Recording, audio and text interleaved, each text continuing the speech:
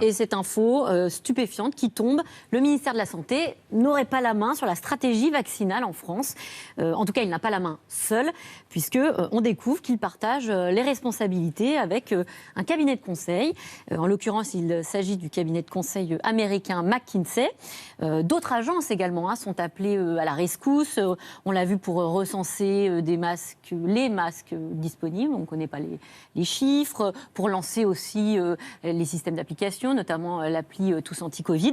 Donc voilà, ce qu'on découvre, et on le redécouvre en vous lisant, le ministère de la Santé incapable de gérer seul finalement la stratégie vaccinale en France, ça paraît inouï quand on vous relit. Ce qui est incroyable, c'est qu'on peut réécrire la crise et comprendre la manière dont le gouvernement a géré cette crise en regardant les commandes passées au jour le jour, presque, en tout cas de semaine en semaine, avec ces cabinets.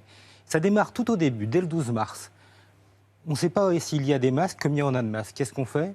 On demande à des hauts fonctionnaires du ministère de la Santé, on va voir le ministère des Armées pour faire de la logistique. Non, pas du tout. On appelle un premier cabinet de conseil. Et puis finalement, on dit que la mission qu'on lui a donnée n'est pas suffisante. Donc la semaine d'après, on lui donne une deuxième mission. Et puis ce cabinet ne va pas tout à fait faire l'affaire, donc on va faire appel à un deuxième cabinet de conseil. Comme ça, effectivement, il va y avoir pendant cette période-là, ça on l'a effectivement examiné, on a été scruté dans tous les détails, 47 contrats avec 7 cabinets de conseil différents. Et juste sur ce sujet, et pendant cette période-là, celle de la crise. Et alors, nous, ce qui nous a vraiment intéressé, c'est qu'on s'est dit à ce moment-là, bon, finalement, à période exceptionnelle, peut-être que ces moyens exceptionnels étaient nécessaires. Puis on a commencé à enquêter, puis on a été voir les hauts fonctionnaires.